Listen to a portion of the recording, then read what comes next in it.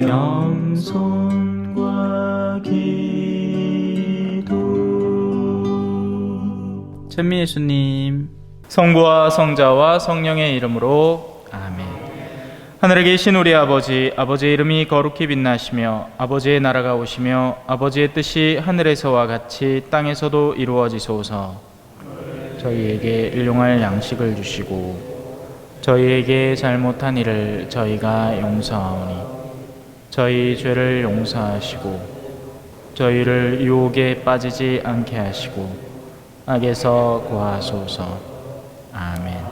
성부와 성자와 성령의 이름으로 아멘. 찬미 예수님, 지난 시간에 우리는 13장 13절까지 했습니다. 오늘은 14절입니다. 13이라는 숫자는 외국에서는 소위 말하는 재수없는 숫자예요. 왜냐하면 13번째 제자의 숫자다. 예수님과 12제자 더하면 13이라는 숫자가 나오죠. 그래서 유다의 숫자다. 옛날에 왜 영화 중에 기억나십니까? 13일 밤의 금요일. 그게 그 재수없는 숫자에다가 예수님이 죽은 날 금요일까지, 요일까지 합쳐져서 돌아오는 재수없는 날이다. 뭐 이렇게 되는 거예요. 미신이죠, 미신. 우리는 죽을 사자라고, 사 하면 재수없는 숫자라 갖고 엘리베이터에서도 왜 F 적어 놓다가 인자는 안 가죠. 요새 아들은 뭐 한자 자체를 잘 모르니까 사자가 죽을 사자인지 뭔 사자인지 관심도 없을기라. 자, 이제 13장 14절로 들어가 봅시다. 제목이 이렇습니다. 가장 큰 재난. 일단 한번 천천히 읽어볼게요. 있어서는 안 될 곳에 황폐를 부르는 혐오스러운 것이 서 있는 것을 보거든. 엄청 수수께끼 같은 말이죠. 읽는 이는 알아들으라. 그때 유다에 있는 이는 산으로 달아나라. 옥상에 있는 이는 내려가지도 말고 무엇을 꺼내러 집 안으로 들어가지도 마라. 들에 있는 이는 겉옷을 가지러 뒤로 돌아서지 마라. 불행하여라. 그 무렵에 임신한 여자들과 젖먹이가 딸린 여자들, 그 일이 겨울에 일어나지 않도록 기도하여라. 그 무렵에 환난이 닥칠 터인데 그러한 환난은 하느님께서 이룩하신 창조 이래 지금까지 없었고 앞으로도 없을 것이다. 자, 여기까지만 일단 읽어봅시다. 일단 읽는 것 자체로 우리에게 있어서 굉장한 호기심을 불러일으킵니다. 그죠? 과연 그날은 무슨 날일까? 어떤 날일까? 그리고 수많은 사람들이 그런 상상을 바탕으로 여러 가지 추측들을 만들어 왔고, 또 그와 더불어서 호기심이야말로 사람들을 이끌어내고 자극시키는 훌륭한 수단이자, 호기심 더하기 두려움은 사람을 움직이게 만듭니다. 호기심 때문에, 그죠? 왜 자매님들 중에 뭔 새로운 소식 들으려고 별로 평소에는 안 가고 싶은데 그 모임 가면 누가 항상 비밀스러운 이야기 하마 그거 막 찾아갑니다. 딴 데는 막 깨얼맞아 갖고 가지도 않는데 그런 데는 재밌다고 찾아가는 거예요. 호기심이라는 것은 훌륭한 자극제가 되는 거죠. 또 두려움이라는 것도 자극제가 됩니다. 우리가 정말 노동의 가치를 알아서 하느님의 뜻을 이행하기 위해서 일을 하기도 하지만 안 죽으려고 일을 하기도 하죠. 왜? 일을 안 하면 돈을 못 벌고, 돈을 못 벌면 굶어 죽을 테니까. 물론 이 강의만 제대로 와도 맨날 빵을 엉갈라 주기도 하고 성당에 오면 떡을 주기도 하고 하지만서도 농담이에요. 우리는 죽음이라는 두려움에 기인해서 여러 움직임을 하는 겁니다. 자, 이제부터 이 재난이 무엇을 의미하는지 한번 그 의미를 파악해 봅시다. 두 가지로 살펴볼 수 있습니다. 세상의 재난, 세상의 종말이라는 부분과, 그리고 여기에서는 수많은 무서움과 두려움들이 뿜어져 나오겠죠. 두 번째는 한 인간의 종말, 개인의 종말입니다. 그러니까 종말의 개인성과 종말의 이 공동체성을 공통적으로 살펴볼 수 있는 거죠. 있어서는 안 될 곳에 황폐를 부르는 혐오스러운 것이 서 있는 것을 보거든. 자, 있어서는 뭔가, 그러니까 황폐를 부르는 혐오스러운 것이라는 것은 굉장히 나쁘고 사악하고 못됐고 하여튼 부정적인 느낌을 주는 건데, 그것이 있어서는 안 될 곳이라는 곳은 어디겠습니까? 1차적으로는 우리가 만약에 전체적으로 봤을 때는 종교가 제 역할을 못하고 종교 안에 탐욕과 이기심과 온갖 짬뽕의 요소들이 합치되어 있을 때를 상상해 볼 수 있습니다. 성당에 왜 나옵니까? 하느님을 만나러 나오죠. 사랑을 배우러 나옵니다. 그죠? 그리고 거룩함에 대해서 배우려고 하고 죄에서 멀어지기 위해서 나옵니다. 그런데 이 거룩한 영역 속에 말 그대로 강도들의 소굴이 펼쳐지고 있다면, 밖에서는 안 배웠던 술을 성당 와서 배우고 앉았다면, 밖에서는 하지 않을 험담을 성당에서는 샤바샤바 하고 있다면, 이런 의미로 이해해 볼 수 있습니다. 두 번째로 좀 더 크게 확대해서 해석해서 시대의 조류 자체에서 종교가 가지는 위상 자체가 땅바닥을 치기 시작할 때입니다. 사실 오늘날이 크게 다르지 않아요. 더 이상 젊은 세대 중에는 이 종교라는 것 자체에 대해서 무슨 경외감이나 존경심을 갖는 사람이 별로 없습니다. 사실 어른들도 마찬가지예요. 옛날만큼 순진하고 순수한 마음으로 하느님을 섬기는 게 아니죠. 다 그러니까 다는 아니지만, 자, 저마다의 어떤, 예를 들어서 유대관계, 종교 안에 존재하는 유대관계, 이 종교의 영역 속에서 맺을 수 있는 인맥, 이런 것들 때문에 종교가 활성화되기도 하는 겁니다. 특히나 시골 지역 같은 경우에는 그런 성향들이 굉장히 강하기도 해요. 여기 맨날 보는 사람이기 때문에 이 공동체에 참여했을 때 얻어지는 인맥의 범주를 본다면 나올 수밖에 없는 거죠. 그리고 거기에서 멀어지는 것을 그 이유 때문에 두려워하지 하느님에게서 멀어져서 두려워하는 게 아닙니다. 착각하지 마세요. 그런 류의 사람들은 하느님께 내치임 당한다, 이런 개념 자체가 별로 없어요. 상관없단 말이에요. 그들은 인간관계가 파괴될까 봐 걱정입니다. 내가 지금까지 마련해온 이곳에서의 어떤 위치와 그런 것들이 무너질까 봐 걱정을 하는 거죠. 바로 그런 요소들이 있어서는 안 될 곳에 엉뚱한 것이 들어차 있는 것을 상상해 볼 수 있습니다. 두 번째로 개인화된 영역. 우리에게 있어서 가장 거룩하고 소중한 성소라고 친다면, 제가 항상 강론 때 여러분들에게 인간의 구조에 대해서 설명을 하죠. 영혼입니다. 영혼 속에 잡다한 세속의 요소가 들어차 있는 것을 보거든이라는 말이에요. 왜냐하면 그때는 이미 우리가 종말에 가까이 다가가고 있다는 것을 의미하기 때문입니다. 아이가 어떻게 태어납니까? 태어나면서부터 나는 나중에 서울대를 들어가서 다른 사람들 위에 올라서고 집도 엄청 큰 거 살 거예요. 이렇게 하진 않죠. 가장 기초적인 베이직인 욕구, 배고픔, 아니면 똥을 싸서 찜찜함, 이런 요구들로 우는 것 뿐입니다. 그래서 아이들은 맑죠. 영혼이 선하지도 않지만 아이들을 무조건 선하다고 볼 수도 없어요. 아이들은 자기의 욕구에 따라서 부르짖고 있는 존재니까, 동물적인 본성에 따라서 움직이는 거니까. 하지만 우리가 동물을 봐도 알듯이 동물은 맑아요. 왜? 그 본성 속에는 악이라는 것이 들어설 자리가 없단 말입니다. 동물이 악을 어떻게 배우겠어요? 동물은 훈련받은 대로 움직이는 것 뿐이에요.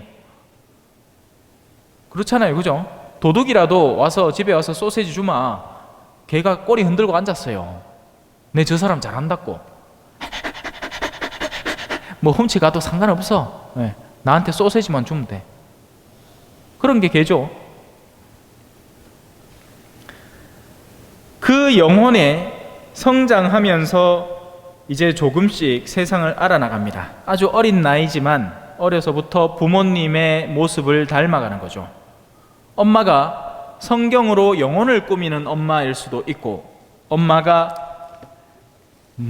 내일이면 잊으리, 꼭 잊으리, 립스틱 짙게 바르고 하면서 막 화장대 앞에 앉아가 요래 바를까 저래 바를까 요 지울까 요래 칠할까 하고 뭐 나중에는 보톡시를 요 여을까 요 여을까 요를 도톰하게 만들까 주름을 없앨라 하면 요를 좀에 잘라갖고 땡겨 올리면 주름이 없어진다 하는데 뭐 그딴 생각하고 있으면 아이들은 자연스럽게 그 세속의 영역을 자신 안에 땡겨옵니다. 우리 엄마는 이쁨을 좋아하지 선함이나 착함이나 성실함이나 책임감은 뒷전이더라. 어떻게든 성적이 좋게 받아오는 걸 좋아하지 내가 뭐 누구를 뭐 도와줘서 시간을 허비하는 걸 도로 싫어하더라. 이라마 그때부터 이제 노트 필기해가 지만 못닦고 식 난리치고 못되게가 노트 빌리지도 안 하고 이 1등 막 쌤 나갖고 막 지빈형 만들어갖고 가 머리카락 구해갖고 집어넣고 못 받고 가고 앉았다 가있긴 해. 응?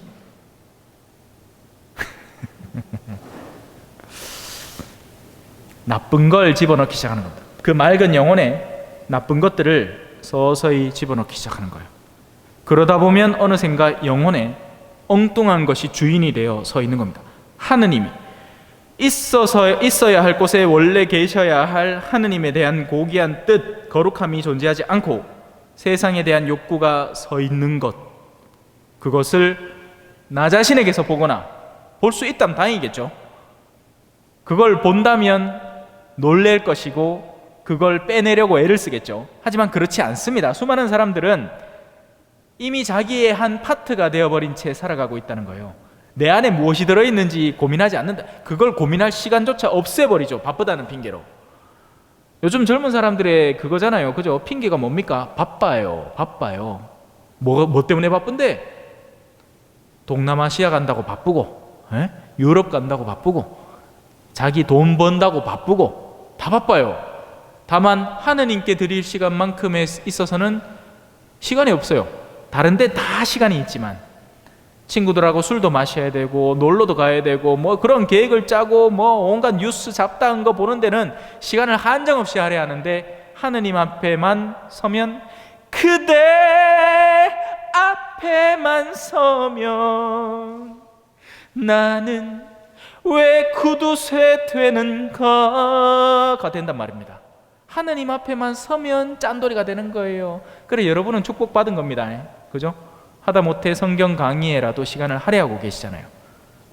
물론 여러분들 중에서는 시간이 그래도 좀 나는 분들도 계시겠지만 억시 바쁜데 와가 저녁도 못 먹어 지금 빵으로 배를 채우면서 계신 분도 계신단 말을 해요.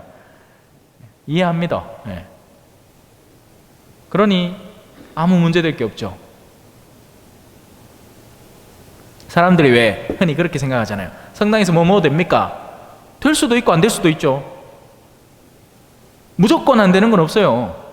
예를 들어서 제가 처음에 만든 사수성당에는요, 성전 말고는 다른 공간이 없습니다. 교리실이고 짜들아 2층에 쪼매난 방 하나 있는데 거기서 뭐 사람들이 뭐 해요? 그럼 잔치하면 성당에 어르신들 편하게 앉아 드시라고 문 열어야 되는 거예요. 그게 맞죠? 안 가고 그 하한데 밖에 내놔갖고 뭐 전신만지에 앉아갖고 그 쪼그리고 앉아 물었고 추운데. 사람들이 흔히 뭔가 사고에 사로잡히고 나면 무조건 그렇게 해야만 되는 줄 아는 겁니다. 아까 한 분이 저한테 물었죠. 양반다리 해도 되냐고. 어때? 이유가 분명하고 합당하잖아요. 허리가 너무 아픈데 양반다리를 좀 해도 괜찮겠습니까? 얼마든지 해도 됩니다. 만약에 시덥잖은 젊은 사람이 자기의 이 삐딱함을 표현하는 수단으로 다리를 띠 꼬고 앉아갖고 꼬로마이 치다 보면 그건 뭐렇게 해야지. 한날 실제로 그랬거든요. 그래가지고 제가 이제 물론 알아들으라고 한 얘기고 그 순간에 알아들었어요. 우리가 미사 때 하는 모든 행동들은 우리의 내면을 표현합니다. 뭐 예를 들어서 우리가 이제 다리를 꼬는 것은 어떤 의미를 갖고 있고 하니까 알아들은 기라. 그 순간 풀었어요.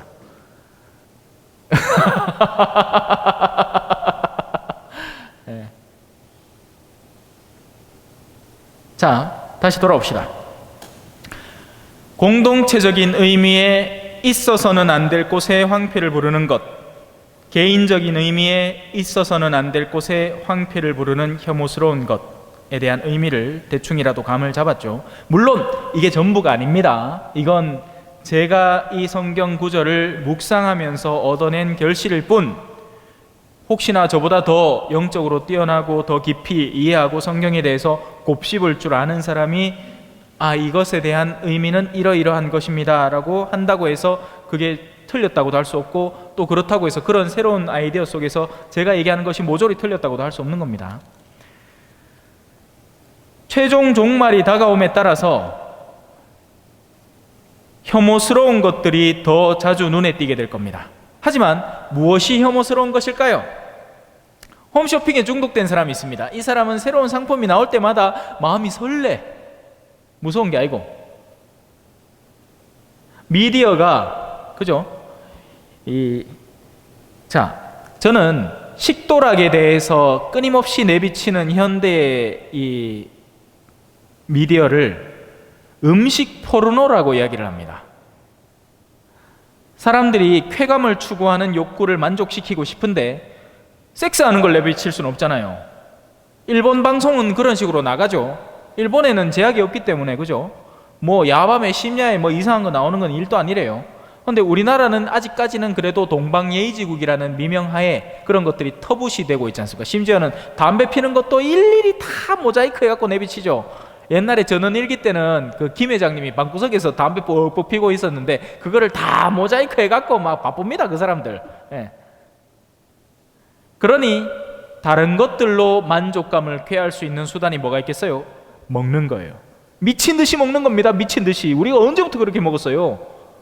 옛날에 어르신들이 왜 가르쳤습니까? 너 먹는 거 쳐다보지 마라, 네가 거지 새끼가 했습니다.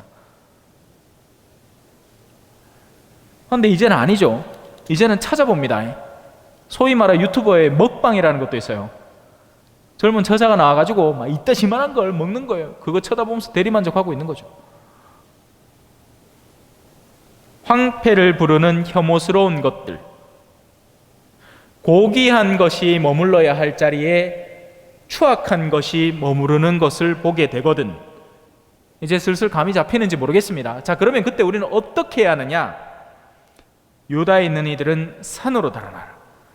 유다는 하느님께서 마련하신 거룩한 자리이고 믿는 이들의 자리, 그래서 바로 우리 신앙인들을 이야기하는 겁니다.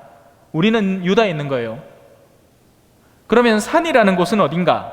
제가 항상 이야기하죠. 성경에서 말하는 높고 낮음의 지형적 변화는 하느님 가까이 있는 곳과 그분에게서 멀리 떨어져 있는 곳으로 구분된다고요. 그러면 우리가 그런 것을 보게 되면 될수록 어떻게 하는 것이 맞을까요? 하느님께 더욱 가까이 나아가는 내적 결의와 실행이 필요한 겁니다. 오늘날의 이 허황한 시대상을 바라보고 인지하는 만큼 우리는 더욱더 성경이라는 본질로 하느님 가까이에서 그분의 말씀을 듣고 배울 수 있는 거룩한 영역으로 다가서서 우리 자신을 코팅해 나가야 하는 거예요. 보호장치를 마련을 해야 되는 거죠. 왜? 공격은 더 세질 텐데. 나 또요? 병의 충이 더 강하게 온다면 여러분은 어떡하실 겁니까? 오늘 아침에도 용봉 지나가는데 막 시기 뿌리 댑니다. 소독약을. 왜 그래요? 물들지 말라고, 코팅하라고, 막으라는 거죠. 근데 왜 영적으로는 그걸 안 하냔 말이에요. 그건 우리가 닥쳐 겪고 있는 이 일들의 본질을 여전히 이해 못했기 때문입니다. 사람들은 요행을 바랍니다. 요행 가운데 이런 것들이 있습니다. 그냥 사는 대로 살다가 막판에 병자성사 띡 받고, 세례도 안 받아, 세례도 안 받고 있다가 대세 띡 받고 하늘나라 가면 돼. 하늘나라 그렇게 가기 굉장히 힘듭니다. 멀리 떨어져 있는 만큼 찌든 때가 쌓이게 되고요. 회개라는 것은 그만큼의 더 강력한 노력을 거쳐서, 그러니까 노력이라 하면 이상한데, 내가 이만큼 기울어져 있었던 만큼 똑바로 세우려면 일으켜야 하는 내적 결의와 다짐이 더 강해야만 하는 거예요. 우리는 요행들을 바랍니다. 얼마 전에도 장례가 있었잖아요. 성사를 주는데 몇 년짜리 냉담자, 몇 년짜리, 10몇 년짜리 냉담자 막 왔어요. 그래서 성사를 듣지 않습니까? 그럼 이 사람들이 성사를 제대로 보느냐? 제대로 볼 수 있겠습니까? 성사를 제대로 보려면 어떻게 해야 돼요? 여러분 총고에 들어봤습니까? 총고에 들어봤죠? 가끔 가다가 자기가 행여 놓쳤을지 모르는, 지금까지 고해를 했는데 기억이 가물가물해서 내가 했는지 안 했는지, 근데 마음이 여전히 쓰라리고 아파 있는 그런 문제들을 일일이 낱낱이 한번 적어보는 겁니다. 그리고 나서 한날 날 잡아서 시부님하고 면담으로 해가지고 총고해를 하는 거예요. 영혼을 준비시키는 거죠. 그러면 10년 만에 돌아온 그 냉담자가 총고해를 할까요? 아니에요. 기껏해야 무슨 얘기할 것 같아요? 성당을 안 나온 게 다예요. 그거 말고 자기가 살펴볼 눈도 없는 겁니다. 내가 도대체 뭘 잘못했는지도 모르는 거죠. 얼마 전에 그 장례미사 때문에 연도를 갔잖아요. 제가 흰 수단을 딱 입고 갔어요. 국밥이 너무 맛있는 기라. 그래, 한 그릇 먹고 또 한 그릇 먹는데 이제 농갈라 먹자 해가지고 이제 떡 들어 담는데 틱 튀는 거예요. 그 흰 수단에. 그래가 웃자로 해갖고 이제 물수건 달라 해갖고 막 까는데 그 일하시는 분이 세제도 묻혀주고 막 그래가지고 막 닦아냈어. 그래 집에 와갖고 이제 하니까 여전히 세대가 묻어 있어가지고 다행히 그 금방 사라지더라고요. 10년 놔뒀다고 생각해 보이소. 그 옷 그대로 10년 어떻게 될 것 같아요? 그때뿐일까요? 그때 국물 뿐일까요? 아니에요. 10년이라는 기간 동안 빨래를 한 번도 안 했어. 흰 수단이 쉐캄해질걸. 여러분 다이하드라는 영화 보셨습니까? 그거 보면 브루스 윌리스가 처음에는 흰 란닝구 입고 나아가, 런닝 셔츠 입고 나아가, 영화 마칠 때쯤 되니까 란닝구가 쉐캄해져.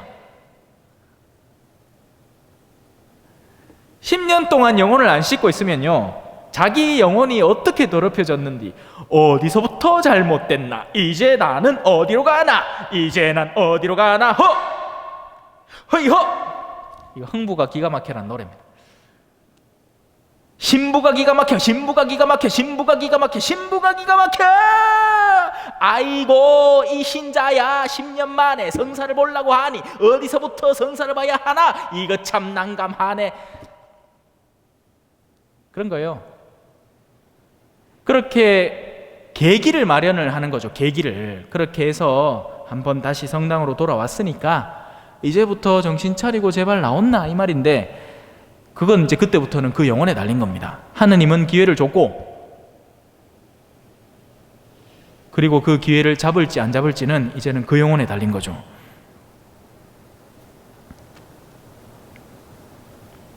산으로 달아가야 돼요. 지금 우리의 세태를 볼 수 있다면 지금의 환경 변화와 곧 다가올 뭐 흰남놈지 하남놈지 뭐 그 태풍, 그거 또 누가 만들어낸 겁니까? 우리가 만들어낸 거예요. 슈퍼 태풍은 그냥 생기는 게 아닙니다.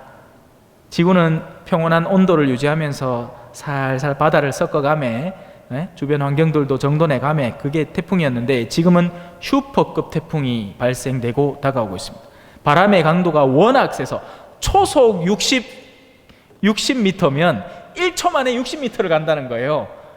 거기에 혹시라도 뭐 어디 딸려 올라가지고 왜 지붕 위마다 얹어놨던 우리 전부 다 그거 있잖아요. 뭐 전기 패널 뭐 이런 것들 있잖아요. 그게 시속 300km로 벽을 때린다고 한번 생각해 보십시오. 나만 아는 게 뭐가 있겠습니까? 그래서 제발 비껴나가게 하기만을 기도해야겠죠. 근데 뭐 그게 뭐 하느님께서 다 이렇게 정돈한 대로 가겠지. 자, 산으로 달아나야 됩니다. 옥상에 있는 이는, 높은 곳에 있는 이는 낮은 데 미련을 두지 마라. 미련 때문인가 봐. 뒤돌아보지 마라. 미련을 갖지 마라. 너희가 이미 한 걸음 올라선 영역에서는 더 이상 밑을 내려다보지 마라. 신학생들이 항상 방학 때 나오기 전에 학교에서 부르는 노래가 있습니다. 쟁기를 잡고 자꾸 뒤돌아보는 사람, 하늘나라에 합당하지 않는 제자이니. 너가 벌써 신학교 들어가갖고 독신의 삶을 살겠기로 결정을 했거들랑 방학 때 나가갖고 이쁜 여교사 치다보지 마라 이 말입니다. 왜냐하면 보게 되거든. 보게 되거든요. 신학생 때 방학 때 나가면 이거 제 체험담이에요. 이쁜 교사들, 이쁜 청년들이 얼마나 눈에 들어오고 또 가들이 보통 살갑습니까? 예? 근데 그때 착각에 빠지면 안 되는 거예요. 그죠? 이 얼굴 보고 오는 게 아니죠. 학사님이니까 오는 거지. 근데 이 티미한 인간들이 몰라. 그러고 경험도 없지. 그죠? 전부 다 고3 마치고 순진하게 해갖고 남중 남고 막 이래갖고 씩 들어와 놓 있긴 해. 이쁜 여교사가 옆에 앉아갖고 학사님 우리하고 같이 가요. 가면 막 맞나 지조하는 줄 알고. 신부도 마찬가지라요. 그죠? 신부니까 존경하고 좋아해 주는 거지. 지가 모자랐다고. 그죠? 내 그 모를까? 암만 여러분들이 뭐 우리 신부님 노래 잘한다 해도 뭐 영탁이보다 내가 잘하겠나? 영탁이가 잘하지. 안 그래요? 맞다 하긴 해. 예, 신앙이 빛나게 만드는 거예요. 짠맛이 그를 빛나게 하는 거죠. 그래서 거룩한 사제만큼 탐스러운 마귀의 먹잇감은 따로 없는 겁니다. 숱한 여자들이 자 몰라고 난리라. 예. 왜? 그 사람들은 또 그 사람들대로 이유가 있어요. 그 정도까지는 아닌데 자꾸 뭔가 속에서 자기를 그쪽으로 다가가게 만드는 거죠. 빙이 되는 거예요. 빙이.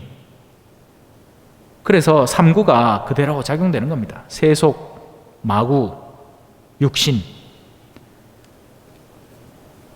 마구는 활동하고 있다고요. 더러운 영들은 성경 때만 존재하는 게 아니라 지금도 존재한단 말입니다. 우리가 생각 없이 문을 열잖아요.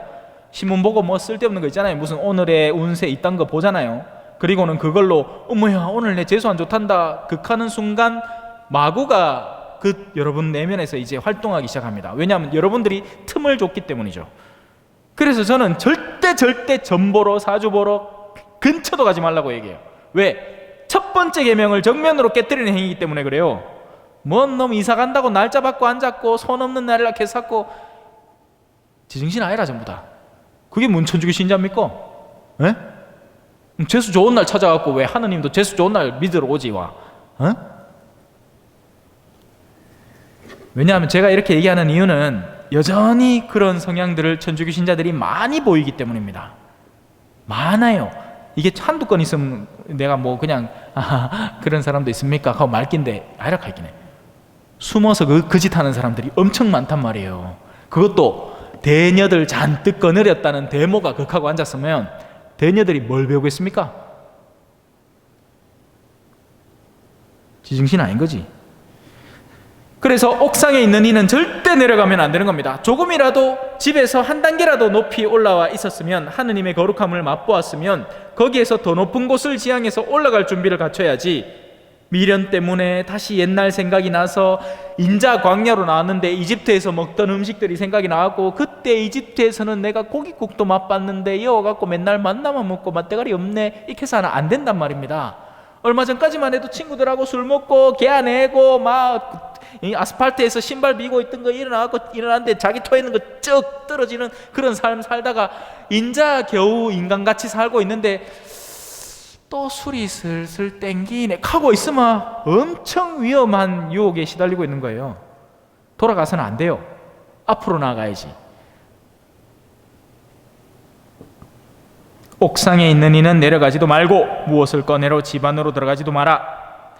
들에 있는 이는 겉옷을 가지러 뒤로 돌아서지 마라. 산이라는 영역이 다르고 들이라는 영역이 다릅니다. 들이라는 영역에는 더 많은 유혹거리들과 이 평등한 영역에서 나를 범접해오는 요소들이 있단 말이에요. 대표적으로 들에 있었던 이가 그 소금 기둥이 된 롯의 아내였죠. 돌아보는 순간 소금으로 변해버린 거예요. 불행하여라. 그 무렵에 임신한 여자들과 젖먹이가 딸린 여자들. 실제 불행이 다가왔을 때 임신하고 있어도 현세적으로도 불행하겠지만 태풍 오는데 그죠? 내 몸 그냥 날렵하게 움직일 수 있어가지고 물이 많이 참아 고무보트라도 풀어갖고 그 위에 타고 갈 수 있으면 다행이는데 베고 있는데 그 무거운 몸을 이끌고 일로 절로 왔다 갔다 하락하면 고생스럽겠죠. 하지만 뭐 여기 계신 분이야 다시 임신할 일은 없으니까 그래 그 얘기가 아니겠죠. 그 얘기가 아닙니다. 착각하지 마세요. 물론 그건 그거대로 불행할 거예요. 한국 전쟁 때 임신한 여자들 얼마나 고생을 했겠노, 그죠? 예? 우리 아버지가 딱 그때 이제 한창 얼라 때인데, 예? 그래야 우리 할아버지는 일찍 30몇 세 돌아가시고 우리 아버지가 이제 거의 막둥이로 이제 태어나갖고 얼마 지나지 않아 이제 전쟁이 나붙는 거예요. 그래가 할머니 옆에 누워갖고 할머니가 해주는 전쟁 얘기 들으면 막 못 속에 막 말이 이래 그대로 막 마차 달고 서 있더라 뭐 이런 얘기 들으면서 전쟁이란 건 정말 참혹한 거구나 하는 걸 되새기고 있었는데, 고생이 아니까 과부에다가 아들은 줄줄 딸리지, 예? 고모들하고 막 우리 아버지하고 막 데리고 다니면서 얼마나 고생을 했겠어요. 하지만 돌보아야 하는 이가 딸린 이들이라는 말입니다. 이게 무슨 말일까요? 지금 여러분들은 제 뱃속에 들어있는 태아들입니다. 태어나도 안 했어. 인자 성경 강의 끝나고 제가 이 본당 생활을 마무리할 때쯤에 아마 그때부터 일꾼이라 부를 만한 사람들이 그제서야 태어날 겁니다. 제가 지금 임신 중인 거예요. 그래, 배가 산뜸이 안 걷나? 아까 이야기한 때 막 책상이 들썩거린다 막. 그 말입니다. 이해가 되시는가요? 내가 영적으로 돌보아야 하는 대상을 가지고 있는 이들, 자녀들을 갖고 있다고 해서 임신한 사람이 되는 게 아니라 자녀들의 영적 문제를 고심하고 있는 사람일 때 임신한 아이들이 되는 것이고, 아직 이 자녀들이 나이가 지금 30이고 40인데도 내가 뭐라 안 하면 성당 삐꾸도 안 하는 아이들일 때 야들은 태어나도 안 한 아들이에요. 여러분들은 그래서 여러분들의 잉태 안에는 아이들이 몇 없죠. 기껏 해봐야 여러분들의 자녀들과 여러분들이 주변에서 마주할 수 있는 몇몇 이웃들 가운데 냉담을 하고 있거나 아니면 아직까지 신앙이 없는 이들 정도를 신앙을 소개해주면 되는 정도로 끝나버립니다. 그게 여러분들의 임신의 상태예요. 저는 어떨까요? 만약에 본당을 맡으면 제가 맡은 본당 동안 저는 여러분들을 임신하고 있는 겁니다. 그러니 하루빨리 은퇴를 해야겠죠. 근데 어쩌나 아직 내가 이제 70에 은퇴니까 25년 남았습니다. 근데 제 생각에는 70에 은퇴 못할 것 같아요. 왜냐하면 그때가 되면 대한민국의 사제 씨가 마를 겁니다. 그러면 그때는 머리 허해도 어느 본당에 하나에 가가 또 그 앉아있으면 또 머리 허연 어르신들이 와 앉아있어. 젊은 사람들은 코빼기도 없을 끼고. 뭔가 획기적인 방법이 있는 게 아닙니다, 여러분. 신앙을 회복할 수 있는 획기적인 방법이 있는 게 아니에요. 우리 신앙은 그렇게 회복된 적이 없습니다. 뭐 새로운 이 패러다임을 마련을 한다고, 주일학교가 안 된다고 새로운 스타일의 무언가를 만들어낸다고 주일학교가 잘 되느냐? 지금까지 몇 번을 시도했습니까? 안 됩니다. 그렇게 되는 게 아니에요. 신앙의 유일한 회복은 믿음은 들음에서 오고 그 들음을 인내 안에서 성실하게 싹 튀어나가서 실행으로 이루어내는 데에서 짠맛이 되는 겁니다. 십자가 말고는 답이 없어요. 신앙은 십자가예요. 다른 걸 가르치는 사람을 조심하세요. 신앙에 무슨 쉬운 길이 있다 가르칠 때 그 사람을 오히려 경계해야 됩니다. 왜냐하면 거짓된 가르침이기 때문입니다. 묵묵히 지고 가는 십자가 말고는 없는 겁니다. 너희는 내 멍에를 메고 나에게서 배워라. 나는 겸손하고 온유하니. 자, 다시 돌아옵시다. 임신한 여자들과 젖먹이가 딸린 여자들을 이해하셨죠? 예, 여러분들도 그렇게 해서 하루빨리 여러분 주변에 신경 써야 하는, 여러분의 품에 달려있는 사람들이 있죠. 제가 여러분 친척을 왜 합니까? 무슨 수단으로 할 거예요? 제가 한 번도 본 적도 없는데 여러분들만 아는 거예요. 나는 여러분들 자녀도 본 적이 없어요. 안 그래요? 이 중에 몇몇은 볼 수도 있었겠지만 뭐 우리 요셉 형님 자녀들 분들 같은 경우는 오인께 봤지. 나머지 분들은 자녀가 누군지도 몰라요. 그럼 내가 어떻게 신경 씁니까? 잘 살고 있는지 못 살고 있는지 신앙을 갖고 있는지 없는지 뭐 내하고 무슨 상관이라? 그럼 그거 누가 상관하겠어요? 여러분들이 임신하고 있는 겁니다. 아직도 낳아야 돼. 재난의 날이 오기 전에 낳아야 된다고요. 안 하고 그제서야 부랴부랴 뭐 좀 해보겠다 하면 수술을 도와줄 의사도 없고 지금은 의사가 여기 있잖아, 그죠? 사제들이 전문성을 가지고 여러분들에게 임신한 상황을 어떻게 헤쳐나가야 되는지, 어떻게 해야지 산통을 덜 느끼는지, 어떻게 해야지 아이들을 더 건강하고 훌륭하게 신앙 안에서 키워낼 수 있는지에 대한 아주 좋은 교본과 지도책을 신학교에서 그러라고 배우는 거 아닙니까? 신학교에서 뭐 배워요? 여러분들이 무슨 대학에 전문대에 들어갔다 그러면 그 전문성을 배울 거 아니에요. 그러니까 있는 동안 열심히 배워야지. 근데 봐라, 안 온다. 얘 왔는 수, 그죠? 오늘 몇 명 왔노? 딱 12명 왔다. 12제자네 와. 예? 딱이다, 딱. 충분한 겁니다. 물고기 2마리하고 빵 5개면 충분해요. 예. 7성사죠, 7성사. 2개, 5개니까 7성사 아닙니까? 예수님의 제자도 12명이었죠. 저도 12명이면 충분해요. 예. 여기 있는 분들이 한 사람당 3명씩만 데리고 와도 몇 명이라 그게. 자, 넘어갑시다.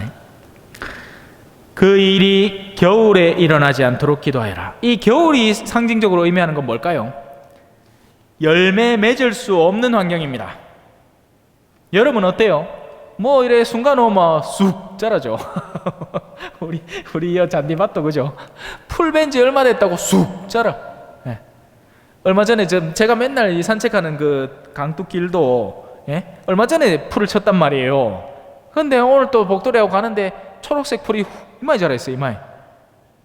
얼마나 빨리 자라는도 몰라. 그게 여름이에요. 여름이라는 시기가 상징적으로 의미하는 겁니다. 숨기만 하면 자라. 그게 우리의 90년대 신앙의 환경이었어요. 아들이 심심해가 성당 나왔어요. 성당 가면 뭔가 재밌는 걸 했기 때문에. 저도 그 세대예요. 제가 90년대 때 학생이었으니까 학교가 뭐 재밌는 게 별로 없어. 그 시루떡 같은 학교 환경에 공부한다고 뭐 잡아가 야자를 시키지를 않나. 새벽같이 그 많은 버스에 막 단추 다 뜯기 가매. 그래갖고 제가 수성학군이었거든요. 수성학군 경신고등학교 나왔습니다. 황금 아파트에서 경신고로 다니다가 어머니가 또 뭐 어디 딴 데 이사 갖고 저 지산동에서 경신고등학교 댕기려고 하마. 그 새벽에 나와갖고 버스 기다리가 또 그때는 급식이 있나 그죠? 도시락 주머니 막 주릉주릉 달고 해가 책가방은 책가방대로 뭐 학교에 무슨 캐비넷이 좋은 게 있나 그거 넣어놨다가 다 들어가는데 뭐 그랬기네 막 나날이 짐을 이마에 싸가 막 그때 다리 다 튼튼해졌어. 네. 진짜 그때 막 또 수성동으로 이사 갖고 그때는 자전거 타고 능인중학교까지 다 가기도 하고 막 진짜 그때 하체 다 튼튼해져. 제가 보면 상체가 길어요. 앉은 키는 한 190대. 근데 다리는 역시 짧아. 곰곰이 생각해 보이겠네. 그때 고생을 너무 했는기라. 매일 자전거를 타고 그 수성동에서 그 능인중학교까지 왔다 갔다를 아침 저녁으로 했으니까 근육이 안 생기겠어요? 예. 여튼 뭐 쓸데없는 소리고. 예? 겨울은 자라지 않는 시기입니다. 여름은 자라는 시기예요. 그래서 그 일이 여름에 일어나면 신앙이 한창 활성화되어서 막 들뜨고 있을 때 제가 제 유년 시절을 떠올려 보면 그 주일학교에서 북적북적했단 말입니다.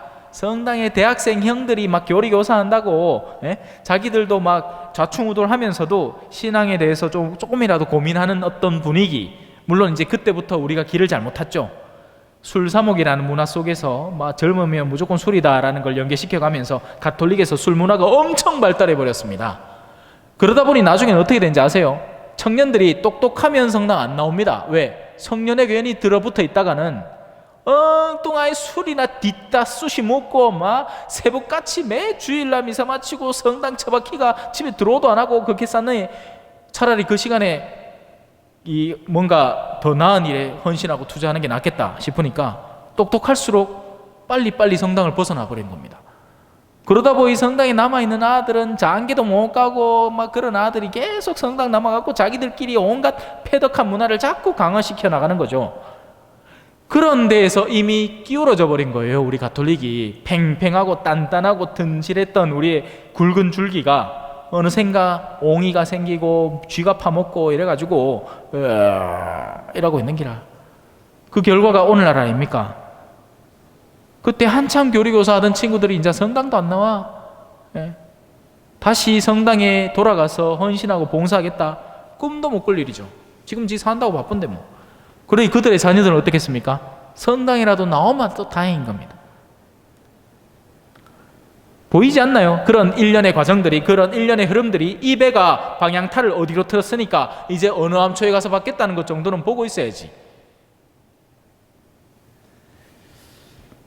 겨울에 일어나지 않도록 기도해야 되는데, 지금 예를 들어서 남미 같은 경우에는요, 우리의 90년대입니다. 그곳에는 성당이 다른 환경보다 재밌어요. 그래서 아이들이 성당에 와요. 아이들이 버글버글합니다. 버글버글해. 신앙이 막, 그들은 또 신앙의 기초이, 우리도 종교심성이 있거든요. 종교성이 있었어요. 옛날부터 우리 민족이 종교성이 있었다고요. 그래서 뭐 도깨비불 믿고 뭐 선앙당가 물 떠놓고 기도하고 하던 그런 종교적 기본 심성이 자연스럽게 가톨릭화되면서 이 우리의 또 유교 문화와 자리 잡으면서, 특히나 우리가 갖고 있는 레지오 문화라는 것과 잘 융화되면서 커왔던 겁니다. 지금까지는. 그 동네도 지금 한참 크고 있는 거예요. 거기는 그냥 말씀이라는 물 한 방울만 던져도 막 고기들이 발닥발닥 뛰는 거예요. 요 새벽에 나가보면 고기 뛰는 거 많기로. 예? 근데 지금 한국은 어떠냐? 잘 들으세요. 겨울입니다. 그리고 이 겨울에 환난이 다가오고 있죠. 죽을 기회들이 많이 늘어났지 않습니까? 어떻게 죽어도 이상하지 않은 시기예요. 어제까지 멀쩡하던 사람이 켈록켈록 하다가 그 다음날 보면 화장되고 없을지도 몰라요. 지금 입에 끼어져 있는 마스크들을 보시라고요. 또 다가오고 있는 슈퍼 태풍을 보시라고요. 강남에 멀쩡히 어제까지만 해도 숨쉬고 있던 사람들이 비 한 번 오고 나서 지하실에서 질식해 죽었습니다. 우리라고 왜 예외일까요? 모르는 일이죠. 그러니 안 죽도록 기도하는 게 중요한 게 아닙니다. 준비된 상태에서 하느님을 뵐 수 있도록 마음을 다잡아야 돼요. 그런데 지금은 겨울이란 말입니다. 물론 여러분들은 아직까지는 온실 속에 있어요. 제가 임신했다 했잖아, 그죠? 예? 이 말씀을 듣고 뭔가를 성찰해 볼 수 있는 기회가 있으니까. 그 무렵에 환난이 닥칠 터인데, 그러한 환난은 하느님께서 이룩하신 창조 이래 지금까지 없었고 앞으로도 없을 것이다. 이걸 공동체적으로 볼 수도 있다고 했고 개인적으로 볼 수도 있다고 했죠. 한 개인에게 있어서 다가올 최종 환난은 뭡니까? 죽음이에요. 죽음이라고요. 그래서 우리는 이 죽음의 때를 환난으로 알고 준비해야 되는 겁니다. 다른 때가 아니에요. 사람들이, 제가 이제 항상 그렇게 대답해 주던 그 답변이 있었는데요. 신부님, 종말은 언제고 어떻게 다가옵니까? 신부님이 아는 선에서 설명해 주세요 하면, 뭐 그렇게 어렵게 생각합니까? 여러분 죽는 날이 종말입니다. 각자의 죽음이 사심판의 자리입니다. 우리 교리는 이렇게 가르칩니다. 공심판이 있습니다. 세계 전체가 마무리되는 시기가 오죠. 그런데 그 시기가 언제 올까요? 400년 올 수도 있고 4,000년 올 수도 있고 400만 년 올 수도 있어요. 아무도 모르는 거예요. 이제 끄셔도 될 것 같습니다. 충분히 시원해졌네. 오늘 유난히 후텁지근했어요. 딴 날하고 달리. 그래서 좀 켜놓있긴 해. 습도가 많이 떨어지네요. 뭔 얘기 하다가 또 까먹었다. 자, 하여튼 이제 정신이 팔리면 흐름이 뚝 끊겨버려요. 죽음. 인간의 개인적인 종말, 그리고 그것이야말로 그 인간에게는 환난이죠. 하지만 이 죽음이라는 동일한 대상은요, 이면을 갖고 있습니다. 하나는 시커먼 죽음이라는 거고요. 그건 세상 사람들이 느낄 공포와 경악이죠. 앞만 모으고 싸우면 뭐합니까? 그죠? 죽음이라는 선을 통해서, 이 가위를 통해서 싹둑 잘라버리는데요. 그런데 이 죽음이라는 단어는 이면에 다채로운 모습을 갖고 있으니 이건 신앙인에게는 구원의 때입니다. 동일한 대상인데 한 사람에게는 종말이고 두려움이지만 다른 한 사람에게는 구원의 때가 다가오는 거예요. 빛이 되는 거죠. 그래서 우리의 내면에 죽음을 떠올릴 때 어떤 느낌이 자리하고 있는지를 성찰해 보면 내가 여전히 세속에 속한 사람인지 하늘나라의 기대를 많이 걸고 있는 사람인지가 역으로 드러나는 겁니다. 그러니 이 환난이 닥치지 않도록 조심하라는 건 우리의 내면을 일찍 살펴서 그 때가 두려움과 환난의 때가 되는 것이 아니라 구원의 때가 되도록 바꾸란 얘기예요. 그리고 가능하다면 너희 주변에 그 구원을 퍼뜨려서 같이 가야 되는 거죠. 어디 하늘나라 혼자 갑니까? 하늘나라는 혼자 가는 곳이 아니에요. 하늘나라는 같이 가야 됩니다. 적어도 한 사람 손은 잡고 가야 돼요. 그래 제가 이래 길 수가 납니까? 이 한다고 누가 내한테 뭐 더 줍니까? 네? 교리 수업 더 한다고 뭐 누가 내한테 더 줘요? 도리어 내가 여러분한테 빵 줬죠 오늘. 얼마나 좋은 교리 수업이에요 이게. 교리만 해도 빵이 생긴다, 그죠? 자, 주님께서 그 날수를 줄여주지 않으셨으면 어떠한 사람도 살아남지 못할 것이다. 흔히 이 죽음 앞에는 단말마의 고통이 있습니다. 그리고 잘 들으세요. 이 고통은 그 사람의 영혼이 견딜 수 있는 만큼 늘어나기도 하고요. 또 그 사람뿐만이 아닌 다른 사람의 구원을 위해서라도 그 시기를 늘리기도 합니다. 죽어도 딴 사람의 아픔에는 일절 관심도 없던 이가 자기 부모님이 아프니까 어쩔 수 없이 가서 돌봐줘야 하는 상황이 생기는 겁니다. 내 부모 아니라면 내가 돌았다고 그 사람한테 가서 누구를 돌보겠습니까? 제가 볼리비아에서 한 아저씨가 아직도 생생하게 기억이 나요. 왜냐하면 그 똥 냄새를 잊을 수가 없어요. 사람이 누워 있는데 똥 범벅이 되어 있는 겁니다. 짐승도 그래나 안 살기라. 그래 내가 우리 동네에 이런 사람이 있으면 그래 한번 가보시다. 갓띠 많아 막 들어서는 데부터 냄새가 나 막 똥 범벅이 돼. 이게 뭐냐고 해갖고 그때부터 이제 뭐 그 주변에 있는 거 갖고 일단 급한 대로 닦고 이 물 갖고 오라 해갖고 씻기고, 예? 그러니까 막 손톱 사이에 똥 닦기 막, 예? 그래 씻기고 이제 내 방에 내가 이제 입는 옷하고 안 입는 옷 모아놓은 거 다 들고 갖고 또 바지 새로 갈아 입히고, 예? 그래가 그 주변 사람들한테 뭐라 했습니다. 이 뭐한 짓거리냐고 지금. 그러니까 이제 그날로부터 그 사람들이 조금씩 돌봤어요. 이제 그 뒤로부터는 저는 이제 일주일에 한 번씩 점검하러 가는 거지. 진짜 살려놓나 죽이나. 신부 아니면 하겠습니까? 아이고 내 신부라도 하기 싫더라. 더러운 건 맞죠? 냄새가 아이고. 그날 집에 와갖고 손을 한참 씻었는데도 그 냄새가 사라지질 않아요. 근데 그래, 예?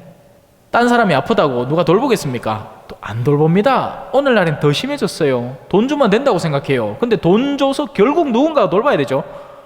그 사람도 도가 넘어서면 안 돌봅니다.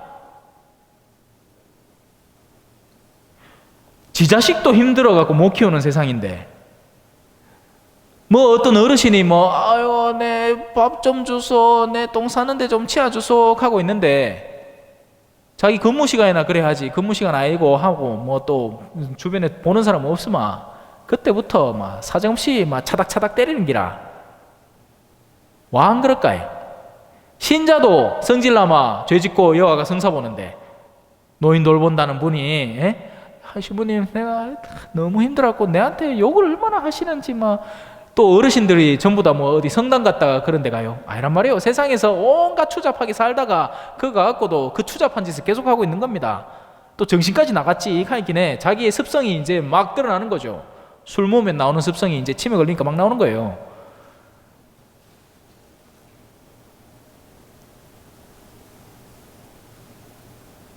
환난이죠. 우리가 맞닥뜨릴 환난.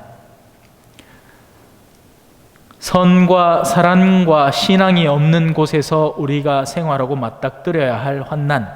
그리고 그 시간은 하느님께서 그 하느님 당신을 믿는 영혼들을 위해서는 충분히 줄여주십니다. 걱정하지 마세요. 여러분들이 견딜 수 있을 만큼의 환난으로 바뀔 거예요. 하지만 여러분들이 일찍부터 하느님에 대해서 깨어있고 신앙에 대해서 깨어있다면 길어져도 받아들일 겁니다. 왜? 그 길어진 만큼 다른 누군가를 살린다는 얘기거든요.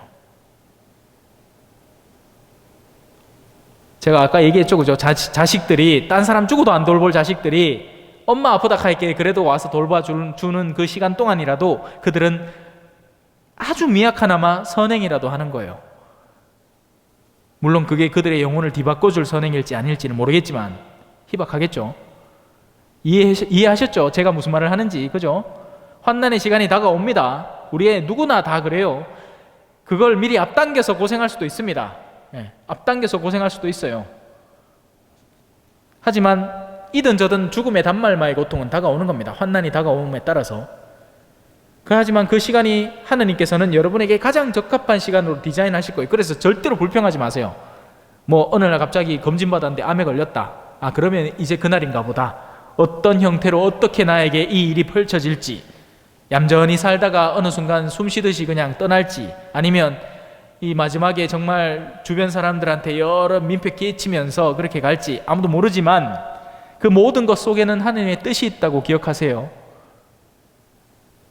왜냐하면 그게 우리에게 엄연히 다가올 현실이기 때문에 그래요. 앞으로 가면 갈수록 더 심해질 겁니다.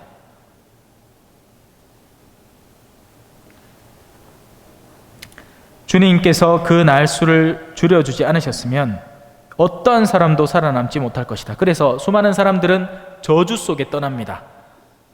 마음이 준비가 안 돼 있으니까 자기에게 닥쳐오는 그 환난과 고난의 시간 동안 너무 세상이 저주스럽기 시작해지는 겁니다. 그나마 남아있던 선의 끈도 뚝 끊어버리고 마음이 온통 저주와 어둠 속에서 잠겨 들어가기 시작합니다.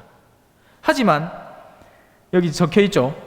주님께서는 몸소 선택하신 이들을 위하여 그 날수를 줄여주셨으니까 여러분들은 믿음 안에 굳건히 살아가셔야 돼요. 신뢰하면서, 우리에게 좋은 것을 주시는 하느님을 신뢰하면서 하느님께서 나에게 좋은 것을 주셨거늘 나쁜 것이라고 하여 왜 싫다 한단 말입니까? 라는 정신으로 살아가야 됩니다.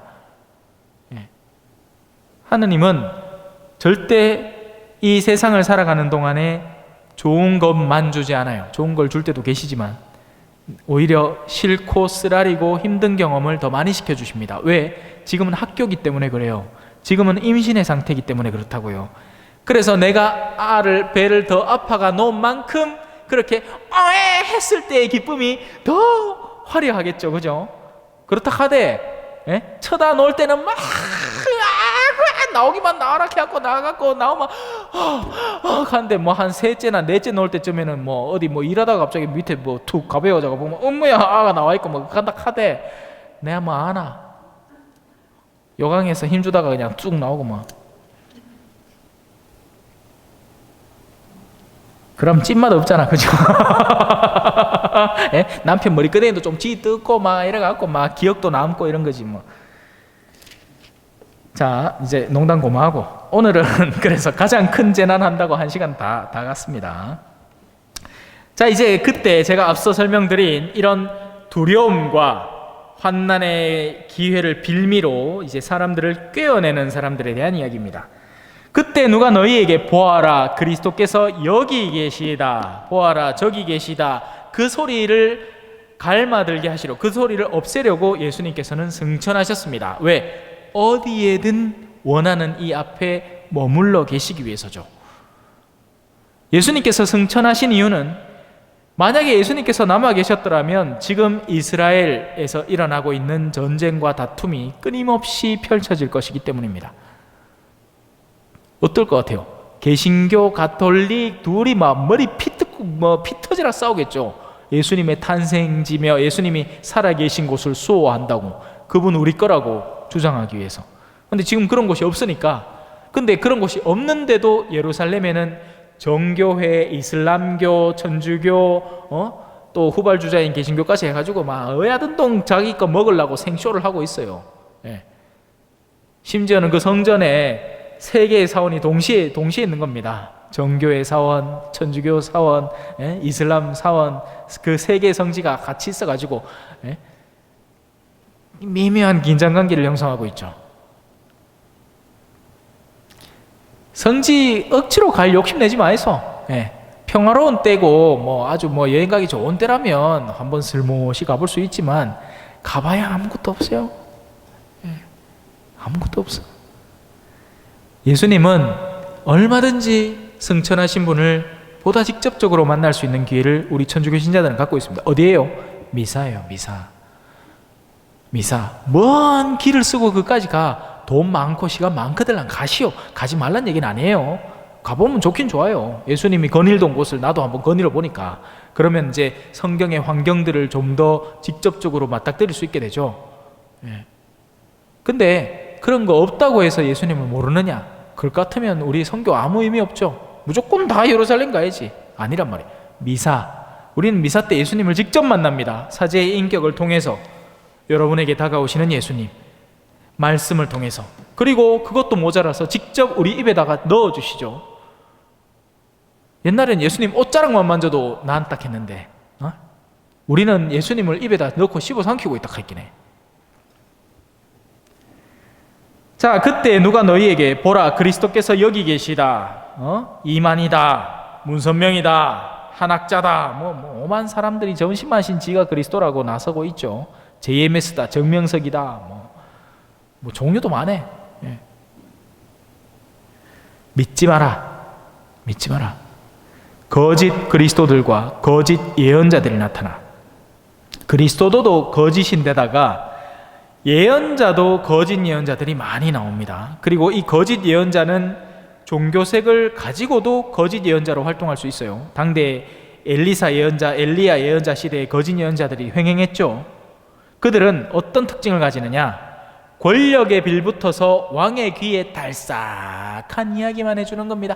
하느님, 제가 오랜 시간 기도한 결과 우리 하느님께서는 우리 임금이신 분이 앞으로 승승장구하시도록 저에게 그 영향력을, 은총을 주신다 했으니까 이제 이 은총을 농갈라드리면 우리 임금님께서는 앞길이 훅 트실 깁니다. 이게 거짓 예언자예요.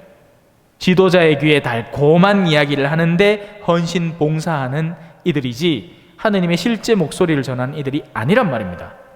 속지 마세요. 요런저런 기도하면 네 일하는 거에 있어 갖고 성공을 할 수 있다.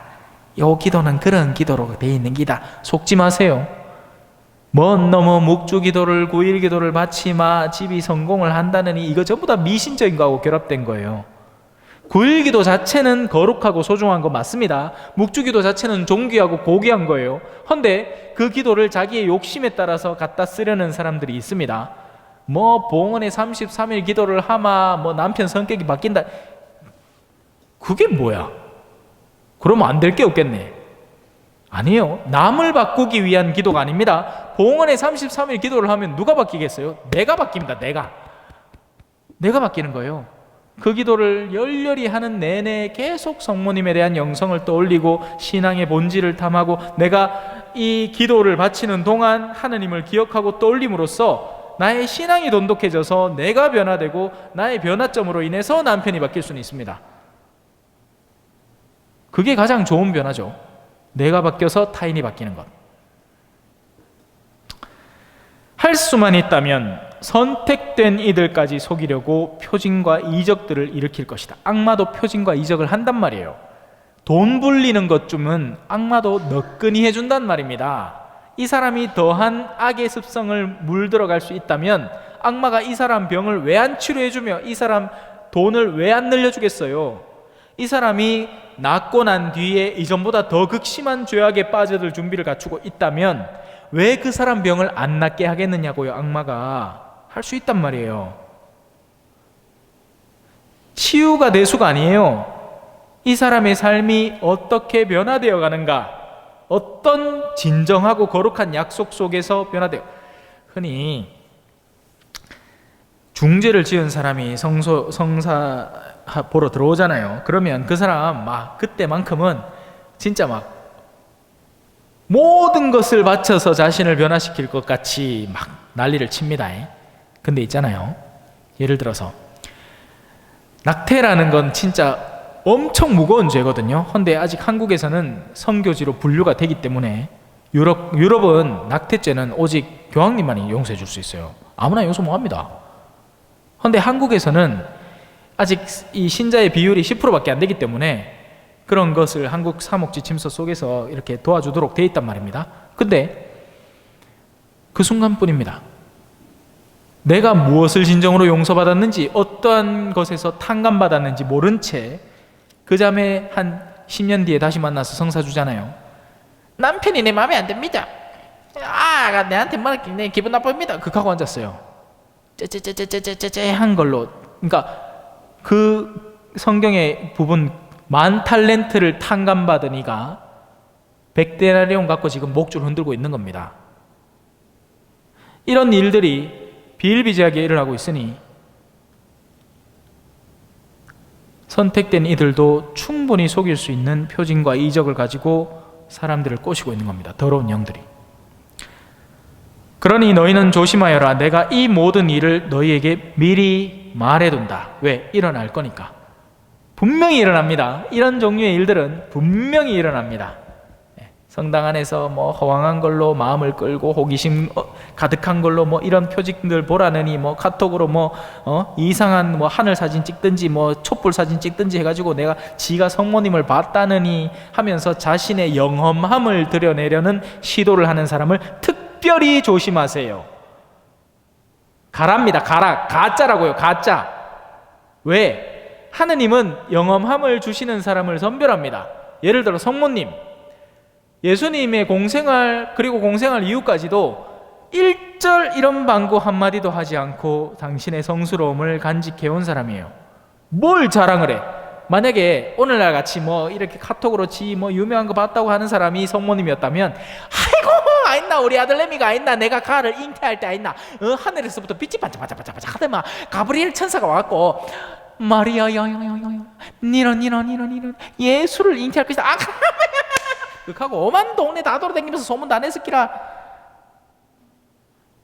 떠드는 만큼 복 날아갑니다. 잊지 마세요.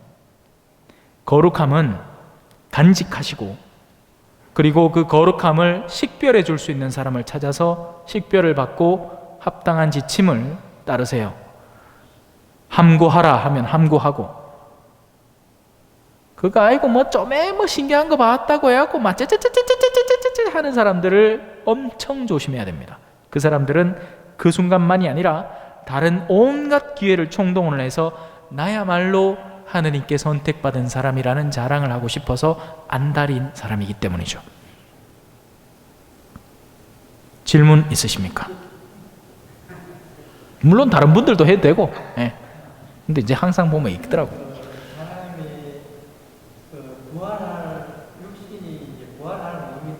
네, 맞습니다. 근데 이제 요즘 가상 문화가 있어가지고 육신을 가상을 많이 하는데, 네. 우리 어릴 때에는 이제 부활할 육신이니까 가상을 하는 것이 또 요즘 뭐 가상을 하는 거 유행이 돼서 그러는데, 네. 거기에 대해서 가상. 알겠습니다. 좋은 질문이에요. 실제로 많이들 궁금해하시고 제가 이전에도 여러 번 대답을 해드린 적이 있습니다. 여기 말고 유튜브에서. 그리스도교의 전통적인 매장 문화는 말 그대로 매장입니다. 왜냐하면 말씀하신 것처럼 우리가 갖고 있는 전통적인 믿음 속에서는 우리는 육신의 부활이라는 분명한 근거점을 성경에서 갖고 있거든요. 육신의 부활이라고 표현을 해요.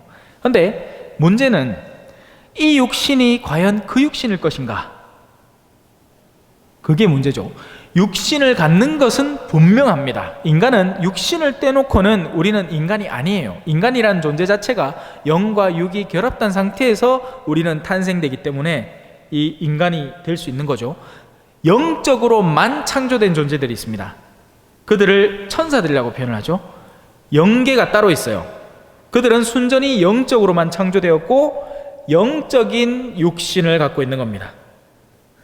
하지만 우리는 인간으로서 이 물질계라는 것과 이 소통하게 되어 있고 물질계의 육신을 갖고 있죠. 그러나 조금만 생각해 보면 알 수 있습니다. 지금 내 육신은 3년 뒤에도 내 육신일까요? 아니에요. 왜? 그 육신은 이미 배설되거나 아니면 다른 형태로 변형되거나 원자 조직과 분자 조직이 내가 섭취하는 음식으로 이미 교체되어 있는 육신입니다. 그 말은 뭐예요? 육신이 영혼을 감싸지고 있는 게 아니라 거꾸로 제가 지난번에도 강론 때 설명드렸습니다. 영혼이 그 육신을 지탱해서 그 육신의 진료가 되는 것들을 받아들이고 내보내고 하는 겁니다. 그 영혼이 살아있는 동안 그 육신이 존재하는 거죠. 그래서 영혼이 빠지게 되면 어떻게 됩니까? 남아있는 육체의 진료들은 자연의 순리에 따라서 썩어서 흙으로 돌아가는 겁니다. 지금 우리가 애써 묻는 육신도 나중에 파보면 뼈다구밖에 안 남아있어요. 만약에 제대로 좋은 지형에 우리 왜 풍수지에 따라서 그죠? 예. 근데 왜 잘못하면 어디 뭐 이상한 비닐봉지에 싸가 엮고 이러면 물떡이 내가 있지. 예. 하지만 그건 역시도 언젠가는 시간이 오래 지나면서 사라져 버릴 것들입니다. 그러니 지나치게 걱정하지는 않아도 돼요. 매장을 하는 문화 속에는 이제 가족들을 위한 조의의 기회도 포함이 되는 거죠. 하지만 오늘날 우리는 화장을 해서 뿌리지는 않지 않습니까? 우리는 뿌리지는 않아요. 화장을 해서도 납골 묘나 어떤 우리가 그를 기억할 수 있는, 만약에 그를 기억해 줄 만한 대상이 아무도 없는 이라면 뭐 예외적으로 다룰 수 있겠지만 우리는 기본적으로 매장을 하는 것이 맞고요, 여전히. 하지만 기회에 따라서 뭐 오늘날처럼 우리가 코로나에 있다 그럼 자동 화장이에요. 예. 그러고 나서는 납골묘에 모셔줘도 괜찮다. 예. 그 진료, 지금 거기 태워져서 녹아있는 아니면 땅 속에 묻혀있는 그 원소들이 내가 부활할 때 고스란히 돌아와서 몸을 형성한다고는 생각 안 하셔도 됩니다. 하느님께서는 새로운 육신을 선물해 주실 테니까요. 그래서 예수님이 부활했을 때 엠마오로 가는 제자들이 예수님의 얼굴을 봤어요.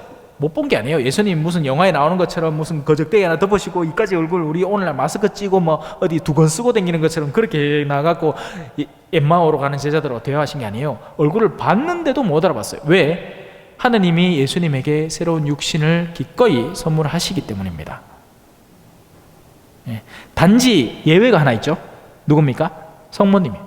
성모님만큼은 당신의 육신이 고스란히 하늘로 드러높여졌죠. 몽소, 부르심을 받아서 승천된 겁니다. 그 육신을 다른 이가 함부로 범접해서는 안 되기 때문에, 고귀한 하느님의 그릇이었기 때문에 그렇고, 예수님도 사실은 제자들에게 나타나서 못자국을 보여주는 걸 봐서는 몇 가지 지표들은 고스란히 갖고 있지만 당신의 외적 모습은 완전히 뒤바뀌어져 있어서 제자들은 보면서도 그게 그분인지 잘 모르고 있다가 당신이 부르시자, 예를 들어 막달라 마리아에게 마리아야 하고 평소에 그 마리아를 부르시는 목소리를 알아듣자 라쁘니 하고 고백을 하게 되는 거죠.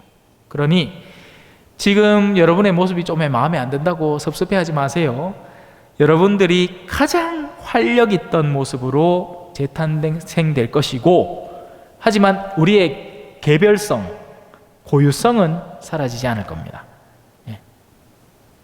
내가 나인 줄은 알 수 있도록, 물론 제가 지금 말하는 건 신학적으로 어디 뭐 이렇게 확실하게 적혀 있는 게 아니라 성경에서 나오는 예수님의 부활의 장면들을 조합해서 또 우리 사도들이 적어놓은 여러 가지 서간들에 있어서 육신의 부활에 대해서 그런 확고한 신학적 바탕을 가지고 이 질문에 답변을 드리는 겁니다. 그래서 결론, 화장해도 괜찮냐? 괜찮습니다. 너무 걱정하지 마세요. 다른 질문 또 있습니까? 그러니까 다른 분들은 질문 안 하더라고.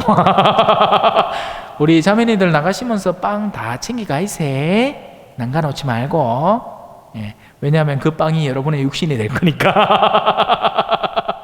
성부와 성자와 성령의 이름으로 아멘. 영광이 성부와 성자와 성령께 처음과 같이 이제와 항상 영원히 아멘. 성부와 성자와 성령의 이름으로 아멘. 감사합니다. 찬미 예수님, 겸손과 기도.